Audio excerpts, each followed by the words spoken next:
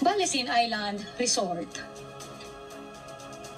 Itinuturing na isa sa pinakamalaki at pinakamarangyang single resort sa Pilipinas, ang Balesin Island ay nakatuon sa kaginhawaan, deluxe at tahimik na karanasan para sa mga bisita nito. Ang islang ito ay may sukat na 500 hektarya na nag-aalok ng 7 nayon. Ang Balesin, Bali, Phuket, Mykonos, St. Tropez, Costa del Sol at Toscana. Nagtatampok ang bawat nayon ng iba't ibang tema na may world-class na arkitektura. Mayroon ding resort center na maaring maglaro ang mga bisita ng tennis, basketball at badminton.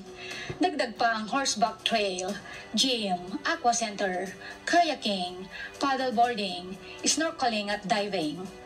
Sa lahat ng mga amenities na ito, ang pananatili dito ay marahil ang isa sa mga pinakamagandang bakasyon na magkakaroon ka.